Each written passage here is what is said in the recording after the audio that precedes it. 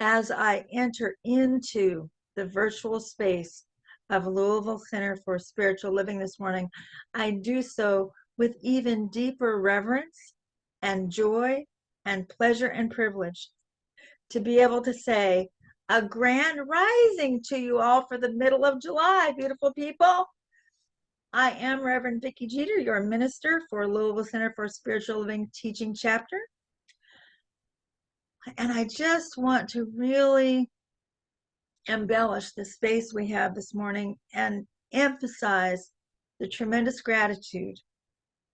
And Spirit tapped me on the shoulder this morning and reminded me that I want to say, for the purpose of those looking for these recordings, today is Sunday, the 14th of July, 2024, and it is an extra special day for us today as we welcome Reverend Dr. Tony Suarez speaking for us for the first time. Welcome, Dr. Tony. He is speaking for us for Sunday on the topic of abundance. And of course, we know this is always good. I can't wait to hear his take on it because we have never talked about abundance before. And then following Sunday service, we have his workshop. What's the law got to do with it? Understanding religious freedom law. And any of you who have the opportunity to stay for that event, I am certain is going to be a richly served process that I don't think anybody's going to be sorry they did. We are going to be recording that, and I'll talk a little bit more about that later. So the thing to know, as most of you will recall, when we do afternoon workshops, first thing is Miss Tammy Evans is our practitioner today, and she will be available for prayer, but she's going to put her email in the chat because she won't be doing individual prayer after the service, because we'll have just 15 minutes of sharing time today, and then we're going to take a 30-minute respite for lunch and making sure that you're comfortable to come back to the workshop. And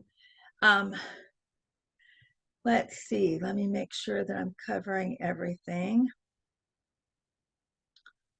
Now, turning our attention to what we're taking into opening prayer today, oh my goodness, I'm sure either consciously or unconsciously, everyone has been impacted in the field by the events of yesterday evening. And I want to take a very special time to acknowledge that the event of, unfortunately, more gun violence in our nation is striking each of us in different ways. And we're each in our process with it. But we have this space to know that we are connected, that we are together, that we are held in consciousness, and that we emanate from a higher consciousness that remembers that everything is of one source. Everything is of one source.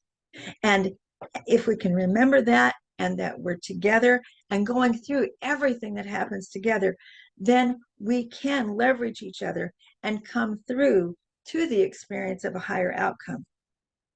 And so no matter what you hear today, no matter what topics are, no matter what you see in the music or all of that, just know that underlying, we're aware that the service today and the workshop are a unit in spirit that has been brought about by divine guidance. Of that, I am absolutely certain, along with Reverend Tony. And so, all of that being said, take a moment to check in for yourself and see what brought you to be with us today. Take a breath and listen for your secret most high, knowing that our shared intention is to embellish this time for the message of the service and for the message of the workshop and what they bring together as a shared experience, knowing that the culmination is greater than any one of our parts. And on that note, I recognize the one. And as the one is all that I am, that each person within the sound of my voice is to the fullest, according to each person's personal understanding and way. And from this alignment in mind, heart, and soul, I realize in my experience of this time, in my experience of Reverend Dr. Tony Suarez, Esquire, that this is a time that is fulfilled for the good and the greater good of everyone touched by it now or in the future. And for this I say, thank you, Presence of Life. I release it, I let it be, and so it is.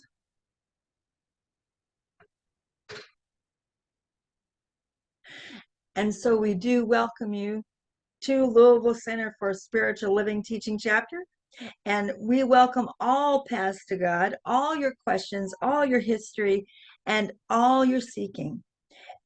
We are what you are, say that again. We are what you are about. And we launch into our opening song, You Are the Light by Denise Rosier.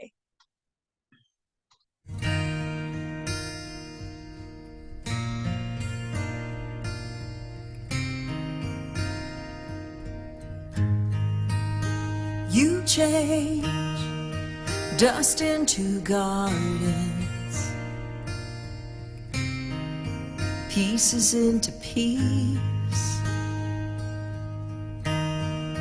tears into fountains, chains into release.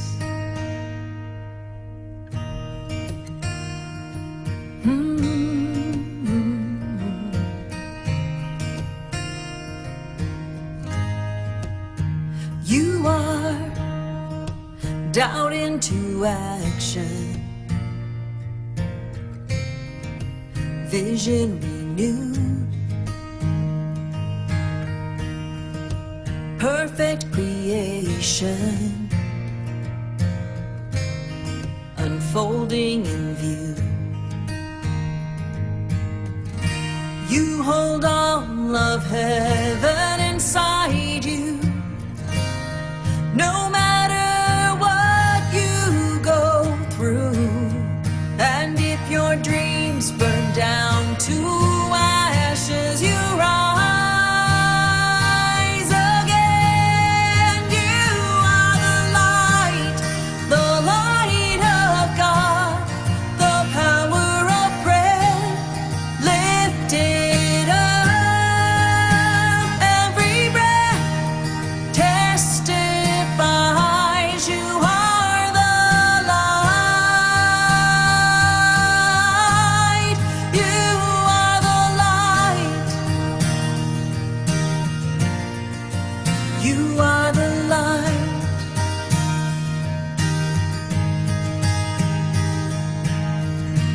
You hold all of heaven inside you. No matter what you go through, and if your dreams burn down to ashes, rise again. You are the light of God, the power of prayer, lifted up. Every breath testifies you are the light. You are the light.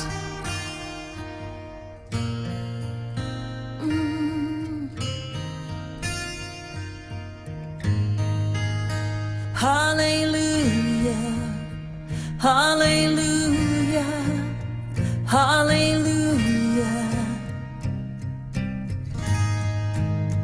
hallelujah, hallelujah, hallelujah, hallelujah. You are the light of God, the power of prayer, lifted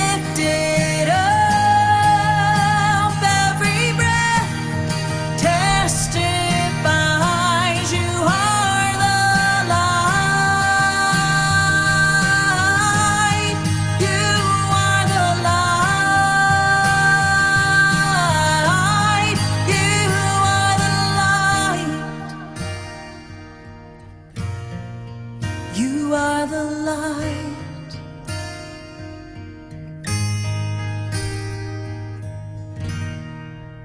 Dust into gardens, pieces into peace.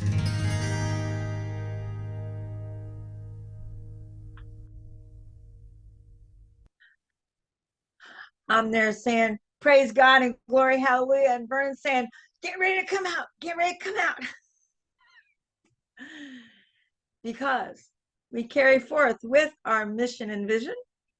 The mission of Louisville Center for Spiritual Living Teaching Chapter is to teach personal transformation as a virtual community, living the principles of science of mind and celebrating all paths to God, which then manifests our vision of a world that honors and respects all people.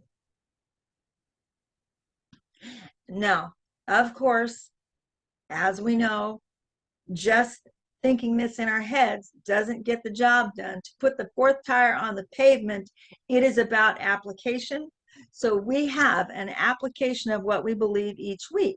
And this week, our application is, I recognize my abundance in appreciating life's simple pleasures, a sunrise, a sunset, the dance of light in nature, the color and scent of flowers, or the smile of a stranger.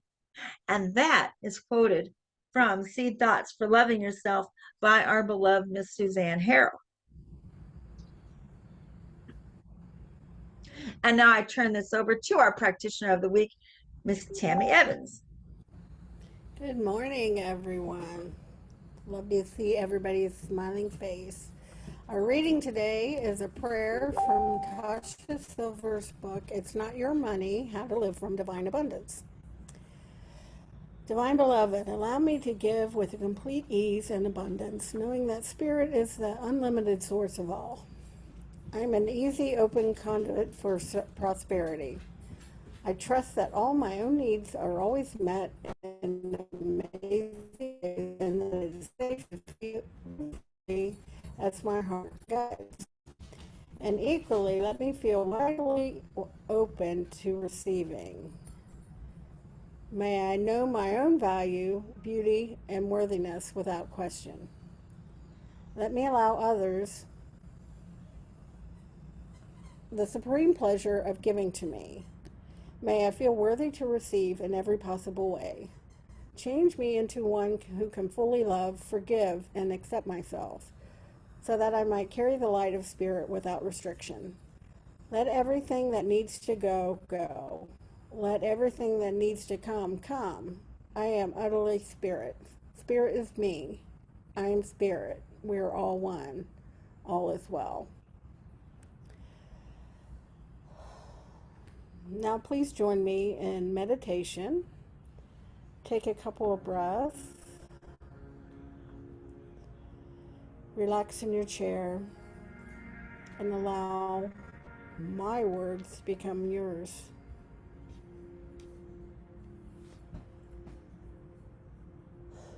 I am worthy of everything I desire.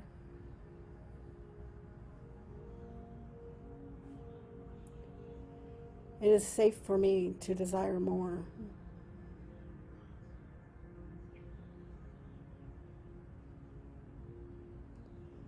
I am open and ready to receive the abundance coming my way.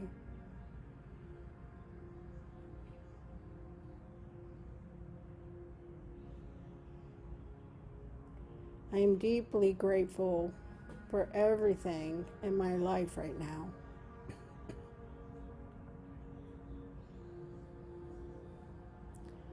I release all shame and judgments of myself.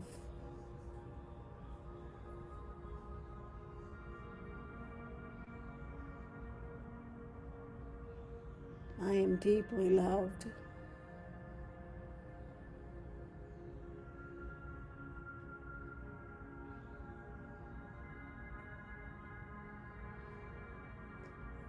I'm aligned and in the flow.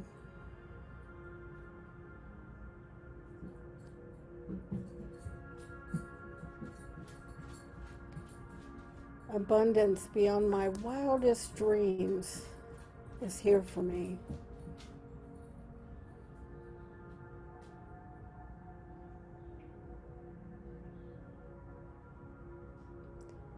I surrender to the wisdom of the universe.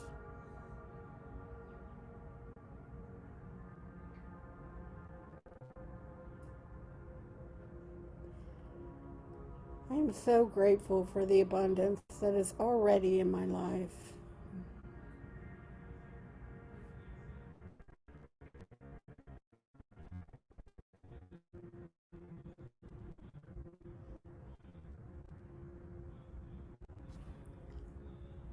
I am talented, capable, and wise.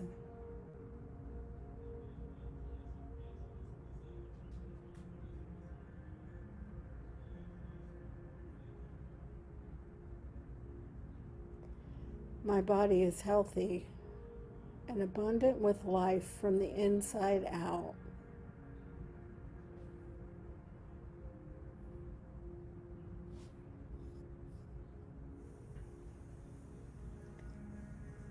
I have an abundance of love, energy, and resources to give others.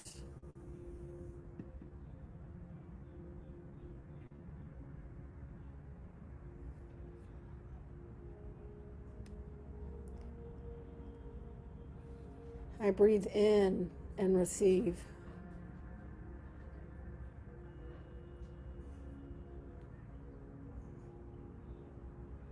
I breathe out and give.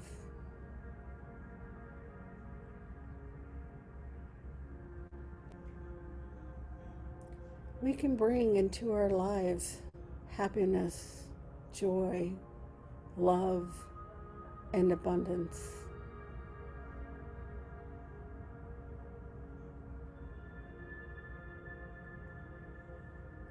It is there for every human being to tap into the unlimited benevolence of the universe.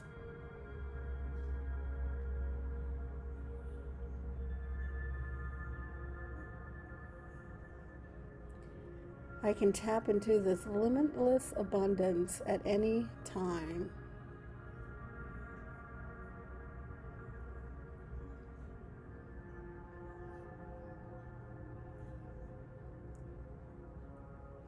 The universe is without limits, without boundaries.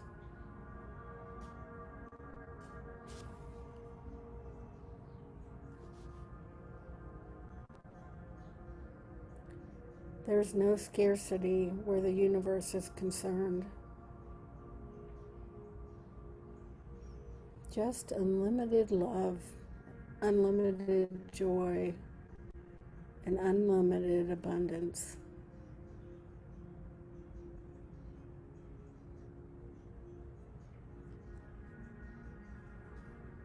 So we are tapping into that unlimited abundance and exercising the power of intention to create that abundance in our lives.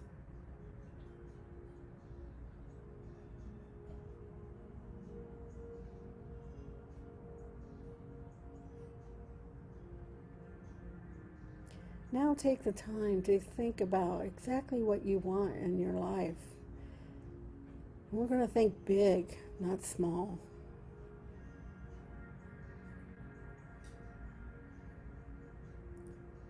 The universe can manifest a mountain just as easily as it can manifest a small coin.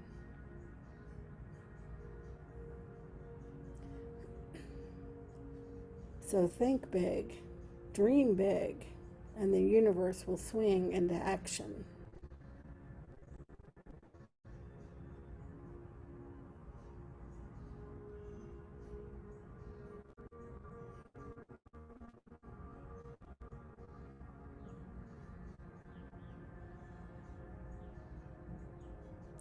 Now slowly bring your awareness back into the room. Wiggle your fingers and your toes. And when you're ready, open your eyes. Namaste. Reverend Tony chose that song for us, and I'm so grateful. It reminds me every time I hear it, when I first understood, I was watching somebody who was effectively experiencing a miracle in their lives, and he said, "My God is an awesome God that casts out all fear. Our God is an awesome God that casts out all fear." And Vernon has requested that I take my time with this introduction, which is only too much fun for me, because this is the time I get to introduce you to our special speaker this morning. On my screen, he's up in the corner. I'm not sure where he is on your screen, but you can identify him because we both have the same stole on, because we graduated together from ministerial school. And those of you who did see our graduation pictures, he was the jolly guy in the red, I don't know what, the red gown. He wore his doctoral gown for our graduation. And that's actually one of my favorite memories. So Dr. Tony Suarez, Reverend Dr. Anthony Suarez, Esquire, one of the things I had to learn is that the Esquire, I was thinking like it was a European, like thing where they dub you like a knight or something. But actually, when you see Esquire, that's when you know that someone is a lawyer. And so Dr. Tony has been a lawyer for over 40 years and has a wealth of experience and knowledge about that which he brings to us as a minister and as someone who is proficient to offer his workshop today. And Vernon is now letting me know that he's ready. So I will simply say that as I have gotten to know Dr. Tony, I knew right away, I was like, oh my goodness, the perfect right time will come for me to bring Tony to LCSL so you can all get to know him as I know him. And with that, I turn it over to you, Dr. Tony. Thank you. Thank you so much, Vicki, Reverend Vicki, for this invitation.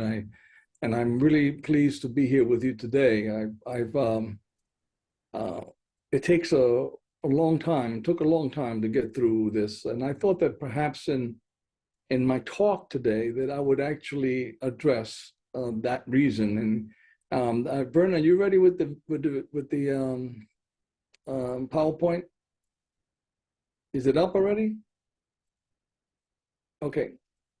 All right. So let me just take a minute and just do a short journey with you, explain why a lawyer, been a lawyer for 47 years, decided to take this journey into the ministry, and why I decided that New Thought was appropriate for me, and why should I become a Science of Mind minister.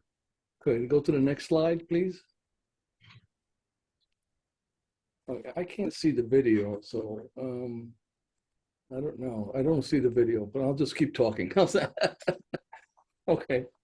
I was raised, actually, I was raised a Catholic. I was an altar boy. I went to religious schools. I went to Catholic undergraduate school. I got my bachelor's. I got my doctorate at a Catholic school. And so I was very enmeshed in a Catholic tradition. And because I was deep of faith, my father gave me a deep conviction of the God. I wanted to follow him, and that was the tradition I was raised in. And so I had my children, I had baptisms and confessions, and still all the practices of the Catholic Church. But then something happened that changed my world, and that happened 30 years ago. I ended up getting a divorce from my first wife. And that divorce really shook my timbers, because at that point, under Catholic practice, you could not undertake the host and undertake the body and blood of Christ because that's a sacrament, and a marriage is a sacrament, and therefore you're out. You're literally out of the church in the sense of receiving all the sacraments, most important, which is forgiveness and so forth, which is amplified by the by the practice of receiving the host on Sundays. So as a result of that, I decided that I was going to go on my own and seek God in the way, because I wanted to worship, and I needed to find a way of worshiping in the very turbulent world that I was in, which is both law and politics and the military. At the time, I was still in the military. So I then began to search and I went from bounce to bounce, from church to church, and different Christian churches, in order to find a place that I felt at home. And I found myself always at odds with the theology or the cosmology of those particular churches that I was attending, and just felt uncomfortable in those churches until I ran into the Center for Spiritual Living in Orlando, which happened to be right next to my office. I mean, incredible. We got literally next door to my law office, my complex. And so I walked into the church and I saw that culture, and you'll see the sculpture that's behind me. And that sculpture has all the symbols of the different major, not all, but the major religions of the world. And I said, wow. And I asked the practitioner who was taking me through a tour of the center, what does this mean? And he began to slowly explain to me some of the basic stuff about science of mind. And I thought to myself, wow, this is great. I mean, this sounds really like what I have been doing on my own. I went to a deep dive into physics and science. I wanted to know how God worked. I wanted to see that, And so I had my own. I used to call it the gospel according to Tony, and to try to understand the physics and the actual work of why do I believe, not just because mommy told me or because someone else tells me, but I needed to know. And Science of Mind brought me that thought, and I realized that the new thought teachings and the teachings of Ernest Holmes actually gave me the fabric, the structure in order to put together a consistent philosophy, theology, cosmology that I felt comfortable with out in the world. So among the things that really captured my imagination, because, as a lawyer and in the world where you're protecting people's assets or you're defending them, it's always about things, money. People are all wrapped around that, protecting their money, which is what lawyers end up doing, trying to help people protect themselves or gather other people's monies. But what caught my attention was, of course, the law of attraction. That abundance is our right, and that we can ask the universe for all that we provide.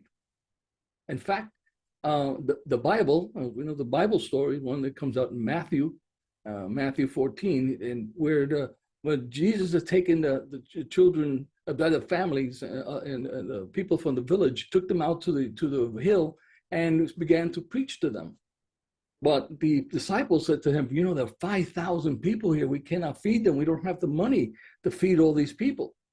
But they did notice that a boy had 5 loaves of bread and 2 fish. And then Jesus instructed all the people to lay in the grass and thanks God for the food and breaks the bread and fish into pieces.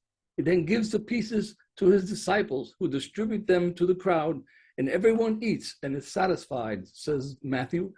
And the disciples gathered 23 baskets of leftover pieces. Wow, in the Bible, then that would be the best example of the law of attraction, abundance. Whatever you ask for, you will have it. And then you look at Ernest Holmes' teachings.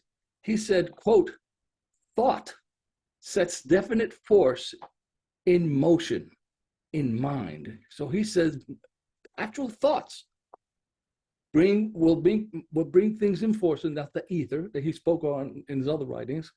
So that it seems to be that these are consistent, that you can bring abundance by thinking about it. But how could that be, I asked myself, how could that be in this world when there is so much suffering? How could just that be that simple? So in order to try to grapple with that question in my mind, I said, let's look at the history. So I want to take us a little bit of history. Let's go to the next slide. And in this slide, I see pictures of gods. And I'm going into detail. You understand that the thought of God is as old as man's history. It is written history. And the way that we worship God differs across the planet in different cultures. But what is God? God is merely a word. It's a word that we use to describe that which Ernest Holmes says calls this thing. It is this thing that we feel that is true, but really cannot actually seem to know it, or nor can we prove it.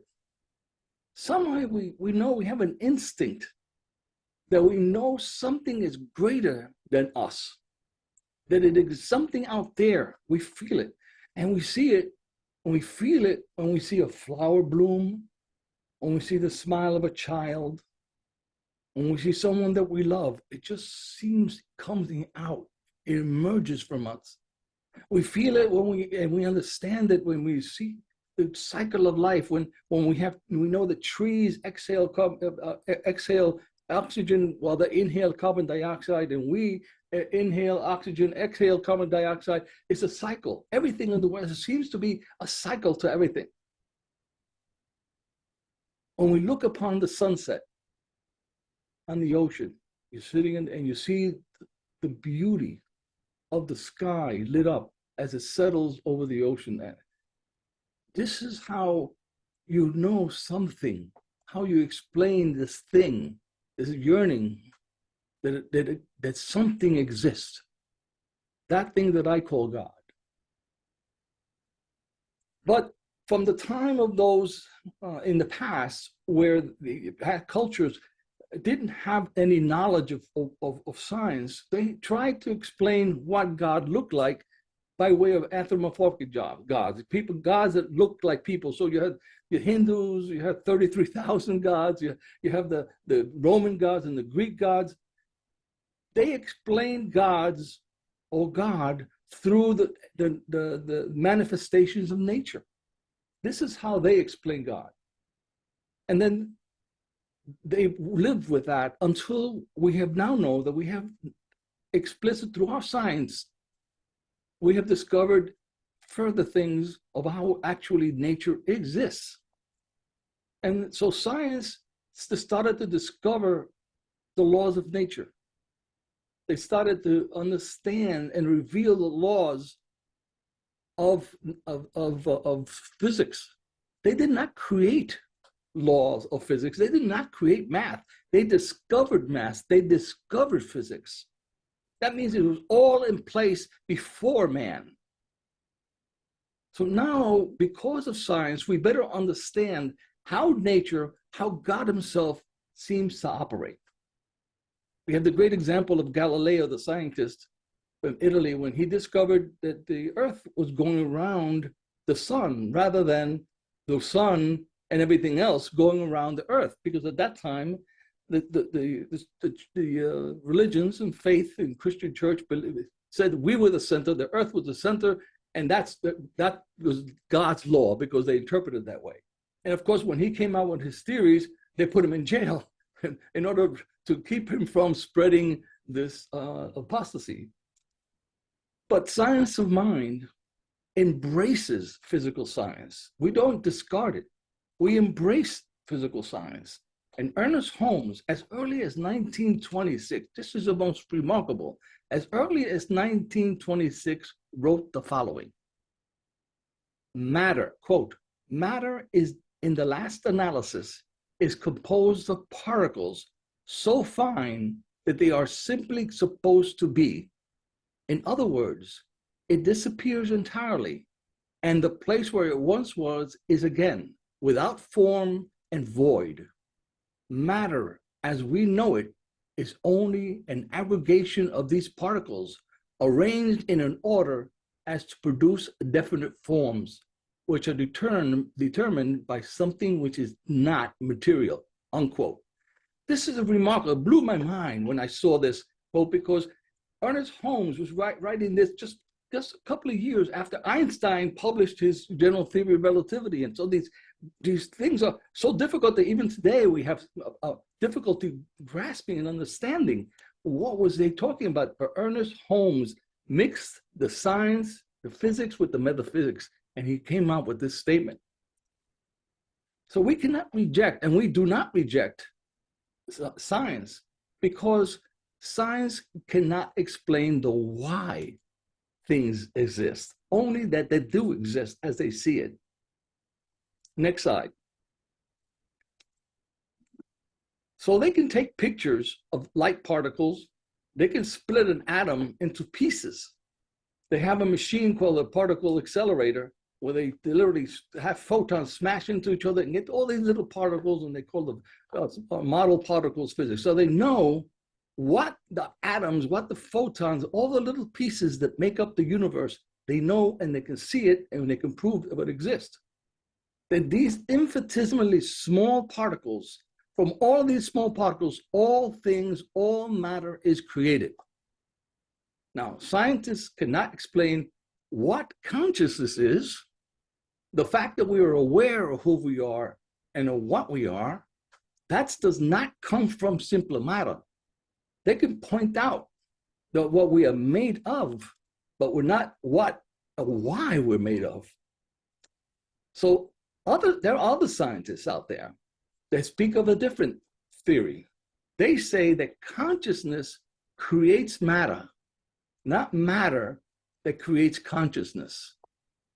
In his book, Dr. Joseph Siebel, who's a physicist, his book called The Physics of God, he quotes and says, "Matter is an illusion. Matter is a light show made of vibrating energy," unquote. "Reality is hidden from our senses," unquote. Dr. Deepak Chopra and Dr. Daniel Hoffman, two other prominent speakers on the issue of consciousness, state that it is consciousness that creates our reality. Well, that is true in many religious traditions, particularly in Hinduism, Buddhism, Jainism, Sikhism, where they state that we are possessed with the ability from within, that we are connected through our consciousness to the universal consciousness, the one. So this is how it happens. Now, as I dig through the series of how does the abundance discussed by both Holmes and in the Bible with the actions on the mount, how does it work? Well, it works with the consciousness. And this is a central theme of science of mind teaching. Well, scientists have been able to reveal that we are particles of energy, particles of light, and we are made of the same stuff as stars and the moon, the planet, the chair you're sitting in, all made of these essential particles. Now, scientists have proven that our universe is so finely tuned. They have something called the cosmological constants. That is, the formulas by which all of this is made are very finely tuned, so much that it is impossible for it to be by chance that all of this universe, all of this reality came up by chance. Without the cosmological constants, and you could research that on your own someday if you like, they will tell you that this universe, this reality could not be without it. So we know that everything is made out of a formula, and it is created out of these formulas. Our DNA are formulas. We have millions of, well, probably billions, since everybody on this earth has a different fingerprint, a different wave pattern, billions of combinations of our DNA that form who you are. Next slide. So you may be asking, Reverend Tony, what does all this physics have to do with abundance and the lesson of today?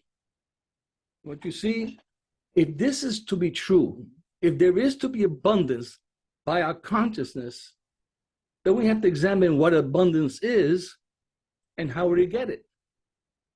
What we traditionally call abundance, food, money, fame, the world of things, is this actual abundance? since it can be available through consciousness. If consciousness can create our abundance of things, then like Jesus, we can call upon it by abundance. Well, does that mean that all we have to do is twinkle our nose and get what we want? Is that how simple it is? How come it's not happening? How come we haven't got all the abundance in the world if all we had to do is twinkle our nose and all we had to do is just really believe? We were reminded of the parable in the Bible, also from Matthew, where he says, Jesus said, truly I tell you, if you have the faith as small as a mustard seed, you can say to this mountain, move from here to there, and it will be done. But is it that simple? Is it that simple? And why do we have so much suffering? I've been praying every day of my life. Let's go suffering. No one to starve. No one should be at war. And yet it's there. If I give a real earnest prayer, is that enough? In the TV series, some of you may be familiar with the Star Trek series of television, and the crew of the Enterprise, which is the ship, for their spaceship, is a machine called the replicator. And then the replicator, all you ask for, let me have hot tea, and the machine, you'll see the picture there in the video. I mean, on the PowerPoint, you'll see the video of Captain Janeway asking for some drink, something to drink, and the replicator restructures the atoms in the space and gives you what you want.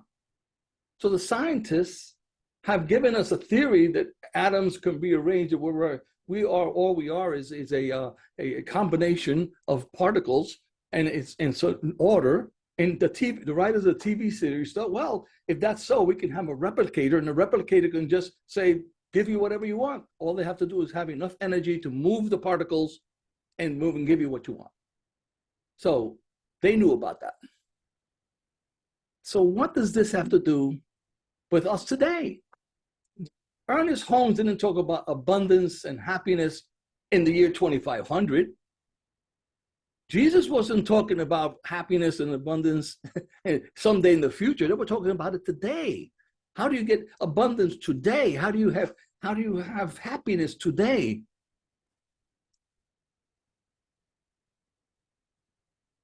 Well, I once imagined, when I was living in New York, I had a very prosperous law practice, and I told my partner, I would like to have a yacht. Let's have a yacht and go around the island of Manhattan. It's so beautiful. To see the buildings lit up like the Christmas trees. It's beautiful to go around the island of Manhattan.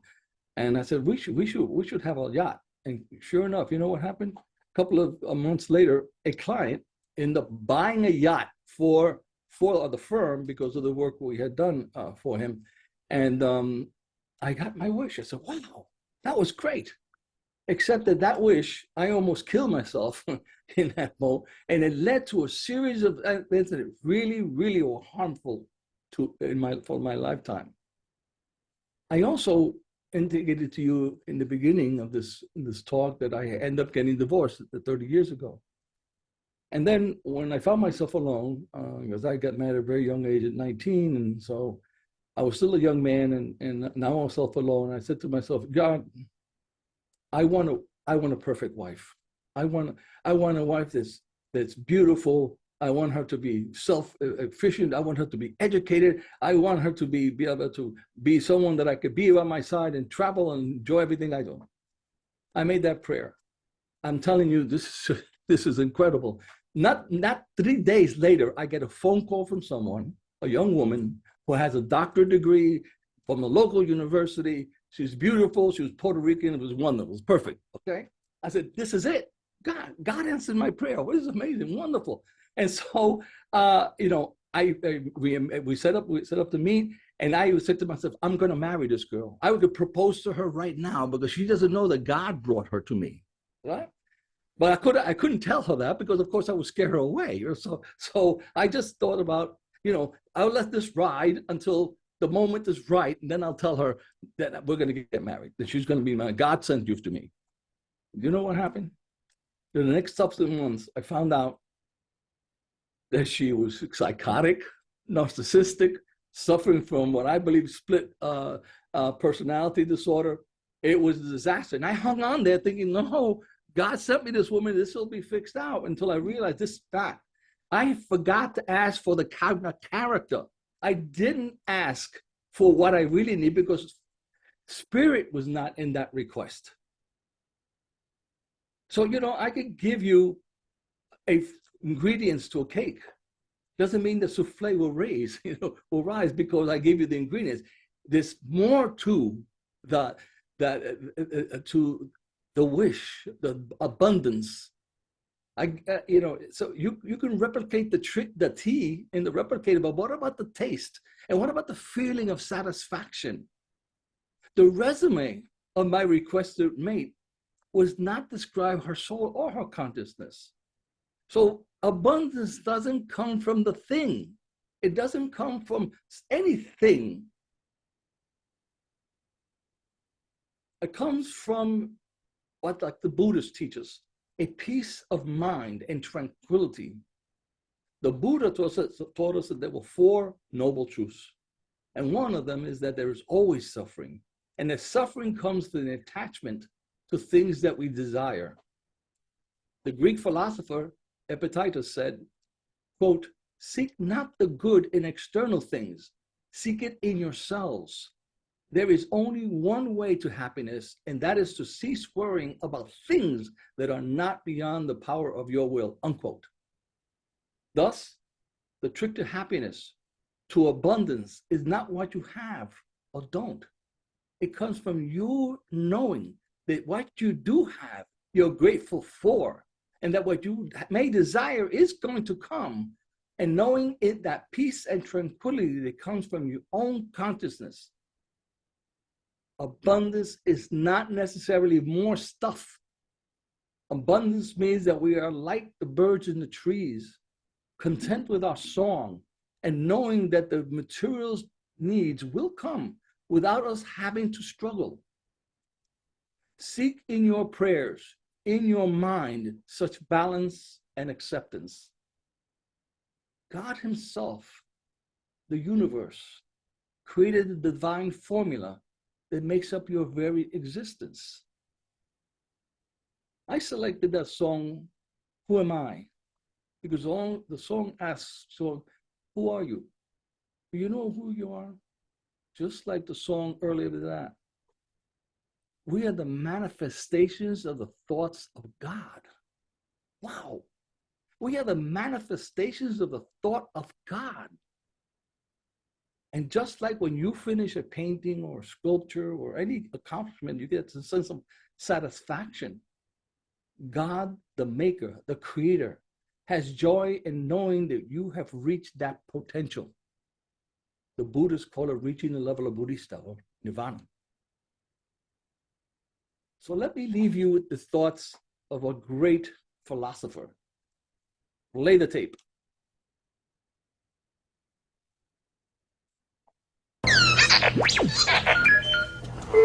No. We'll never get it out now. So certain are you? Always with you what cannot be done. Do you nothing that I say? Master, moving stones around is one thing. This is totally different. No, no different. Only different in your mind. You must unlearn what you have learned. All right, I'll give it a try. No, try not. Do. Or do not. There is no try.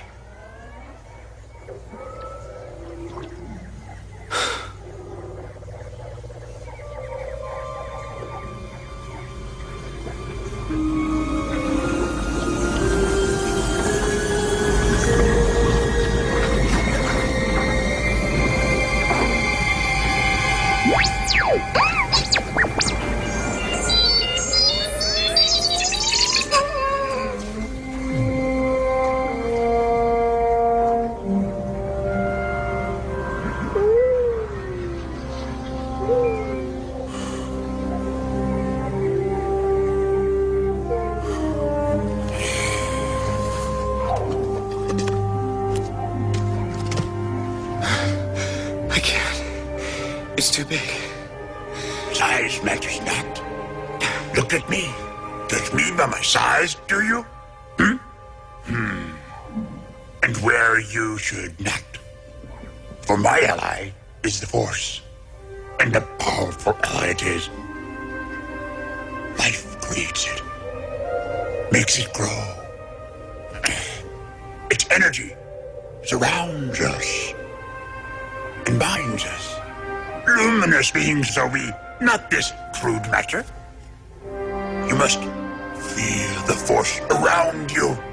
Here, between you, me, the tree, the rock, everywhere. Yes, even between the land and the ship.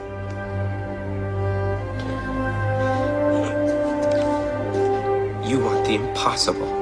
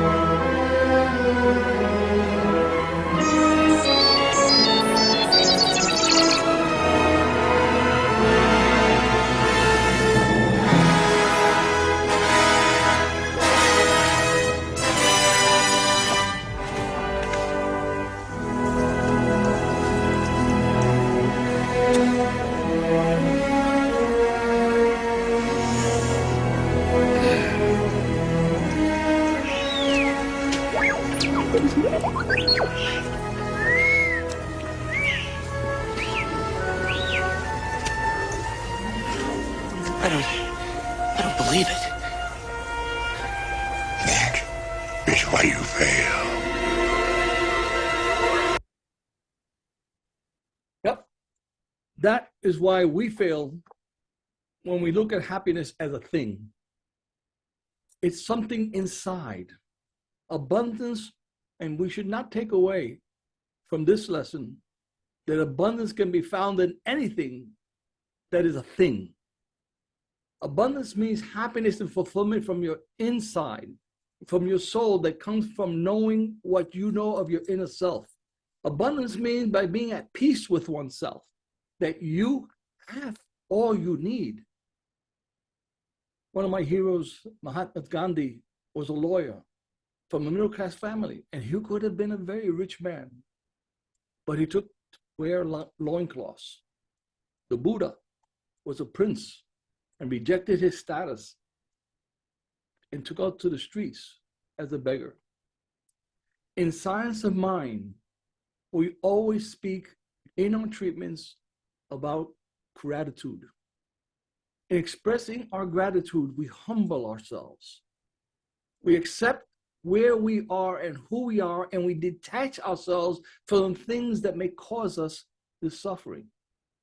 We accept that what we need is already in the consciousness of the universe, and that it will be coming as we need it, when we need it. We give thanks for our blessings, and we have, as we give thanks for this moment. And I thank you all for listening, and so it is. Thank you.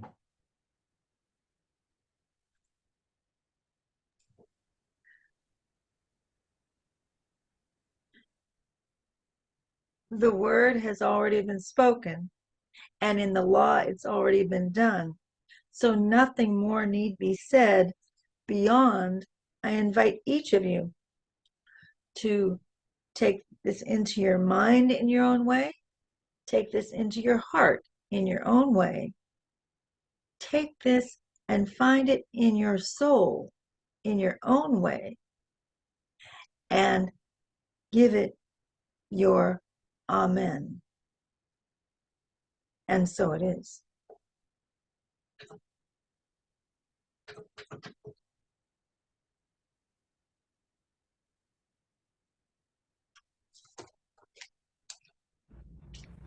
Okay, so now it's the time for the giving of our gifts. And as always, we thank you for all the ways that you give to the Louisville Center for Spiritual Living. You can please view the chat for the ways to give, including our PO box if you are sending a check, and that is LCSL PO Box 43958, Louisville, Kentucky 40253. Now join me in affirming today's affirmation. I choose prosperity as my way of life today, guiding my thoughts, feelings, and actions.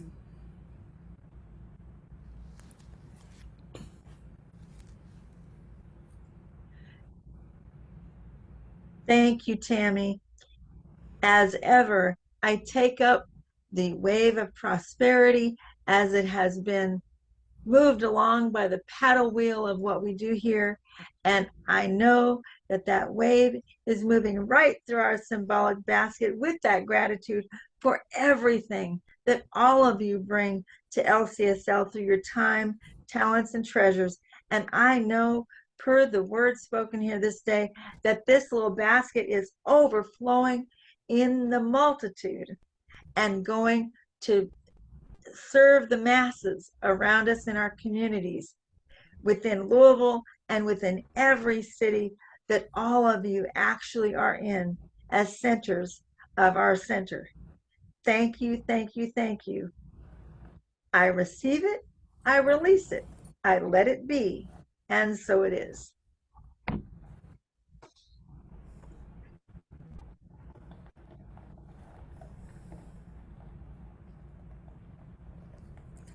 Now it's time for our announcements.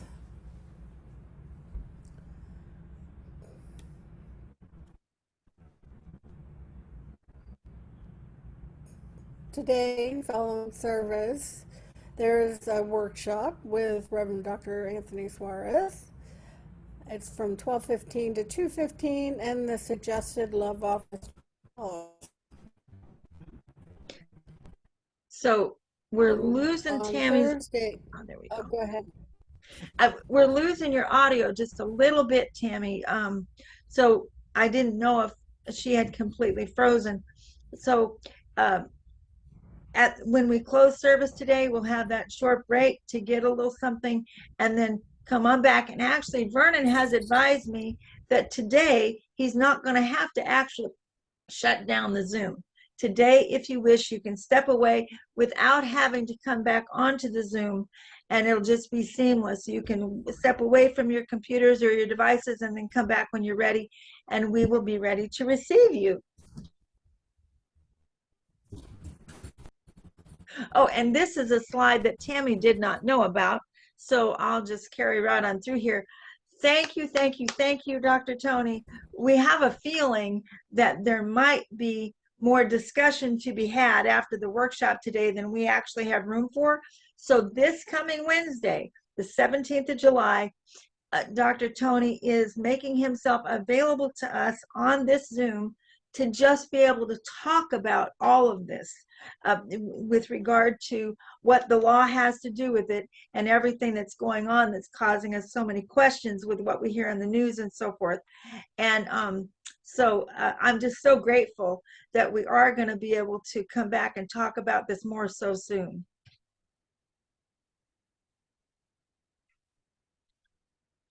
And go ahead, Tammy. Oh, well, I will just carry forth. So I am now Tammy Evans informed, as she has dissipated into the molecules that Dr. Tony was speaking of. She is reconstructing herself, I'm sure, as we speak.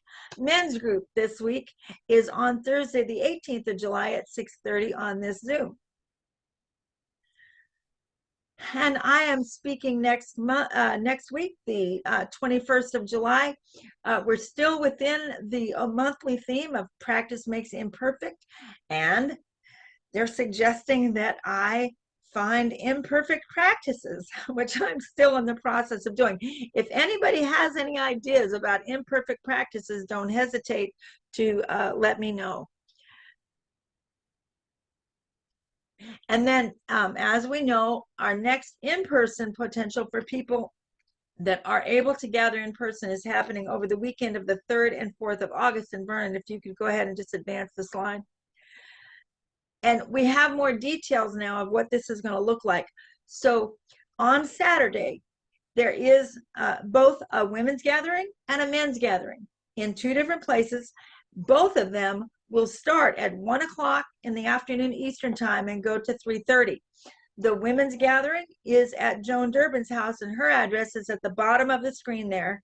And then the men's gathering is from 1 to 3:30 at Steve Smuskowitz's house. And Steve Smuskowitz is a member of our community. We keep his seat warm for him. He is Susan Dumeyer's partner. And so if you have any questions about that, don't hesitate to ask Susan, and his address is right there, 1701 Lynn Way.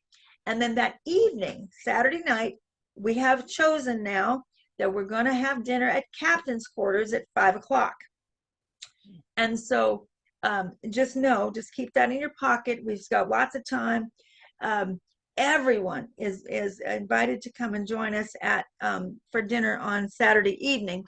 And then Sunday, everyone is invited after service to meet at Joan Durbin's house from about 4 o'clock on into the evening. We're going to have potluck.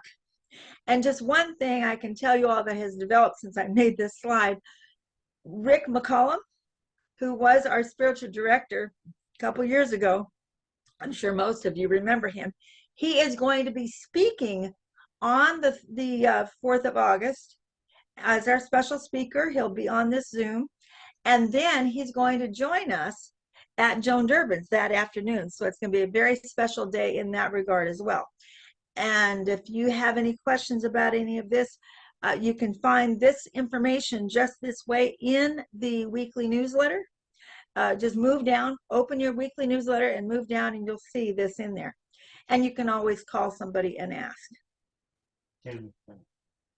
Go ahead. Don't worry about it. Just go ahead. And that is the last announcement of the day. Please do plan on staying for sharing time, which actually is going to be very brief. And Reverend Tony is maybe wanting to say something.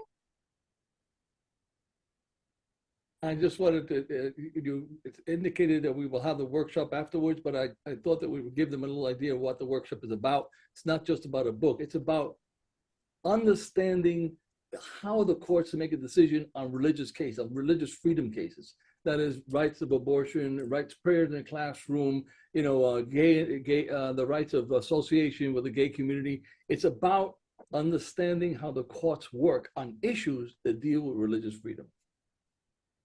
That's it. And which I might add then translates into just about everything. You'll notice when he gives these examples, there's all kinds of things that come up in our own minds of questions that we've had before. And so it's a way to understand how the structures work so that we can be more empowered when we're listening to the news and deciding how we feel about what's actually happening. So thank you, Tony, absolutely. Okay, so we're just going to have we might even skip closing song because we have just about 5 minutes before we really need to take our break. Except, you know what? Reverend Tony chose this song too. First, You Are Magnificent.